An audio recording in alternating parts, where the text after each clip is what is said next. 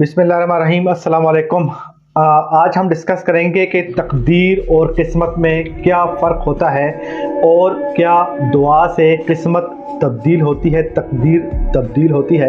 आज इस बारे में डिस्कस करेंगे और अक्सर हमारे मुसलमान जो हैं वो भी इस बारे में सोचते हैं और उनको भी इस चीज़ के बारे में आइडिया नहीं होता।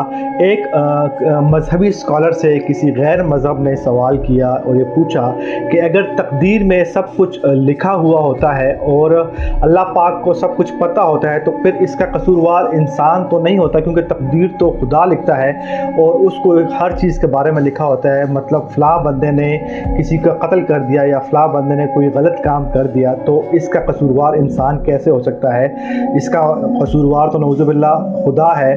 तो उन मजहबी स्कॉलर ने बड़ा अच्छा तरीके से उनको समझाया और उन्होंने बताया कि तकदीर बेशक खुदा लिखता है और उसको फ्यूचर के बारे में और भविष्य के बारे में उसको इस चीज़ का इल्म होता है, लेकिन खुदा ये नहीं चाहता कि फ़लाँ बंदा ये काम करे। लेकिन इंसान जो है, चूँकि अल्लाह पाक को गैब का इल्म होता है और उनको पता होता है कि ये काम करेगा और वो उसकी तकदीर में लिख दिया जाता है। उसने एक एग्जांपल से उनको समझाया कि एक क्लास में कुछ स्टूडेंट्स हैं और वो टीचर जो है वो उसको आइडिया होता है कि फ़लाँ बच्चा जो है वो क्लास में फ़र्स्ट आएगा और ये सेकंड बच्चा जो है ये सेकंड डिवीज़न से पास होगा और ये जो तीसरा बच्चा है ये फेल हो जाएगा। अब जब एग्ज़ाम का रिज़ल्ट आता है तो जो एक बच्चा जिसका उसने कहा था कि वो फर्स्ट आएगा वो फर्स्ट आता है और एक सेकंड डिवीज़न से पास होता है और इसमें एक जो है वो फेल हो जाता है। अब जो लड़का फेल हुआ है वो ये नहीं कह सकता कि चूँकि उस्ताद ने कहा था कि मैं फेल हूँगा इसीलिए मैं फेल हो गया, क्योंकि कसूरवार, अब आप बताएं कि कसूरवार कौन है।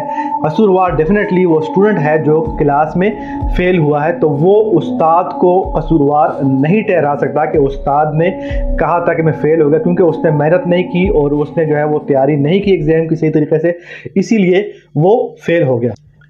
हमारी तरफ बहुत सारे मुसलमानों में भी एक गलत परसेप्शन है कि सब कुछ तकदीर पे डाल देते हैं कि जो कुछ होगा वो तकदीर में लिखा होगा। वो मेहनत नहीं करते, वो कहते हैं कि हम गरीब रहेंगे, हमारी तकदीर में लिखा हुआ है, और वो सब कुछ तकदीर के ऊपर डाल देते हैं। अल्लाह पाक कुरान पाक में सूरह असरा में फरमाते हैं कि जब इंसान की पैदाइश होती है तो उसकी गर्दन की गोर में सब कुछ लिख दिया जाता है।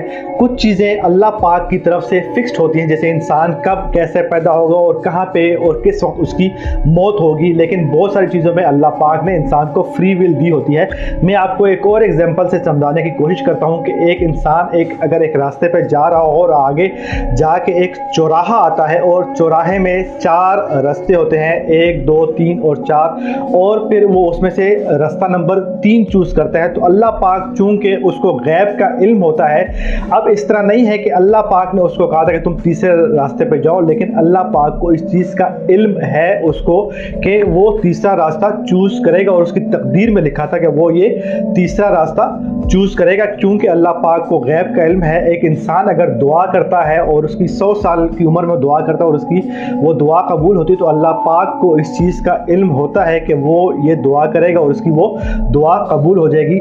चूँकि मुसलमान होने के नाते हम तकदीर पे ईमान रखना हमारे ईमान का हिस्सा है और हम इस चीज़ को भी मानते हैं कि आप जो दुआ करें अल्लाह पाक वो दुआ कबूल करेगा।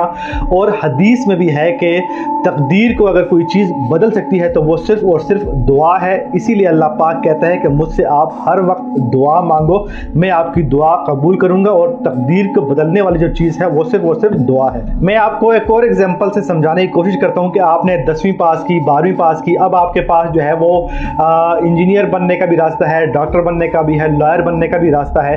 अब आपने जो है वो मेडिकल की फील्ड चूज़ की और आप आगे जाके डॉक्टर बन गए। अब ये आपकी तकदीर में लिखा हुआ था कि आप 12वीं पास करेंगे और आप उसके बाद मेडिकल की लाइन चूज़ करेंगे और आप डॉक्टर बन जाएंगे, ये आपकी तकदीर में लिखा हुआ था।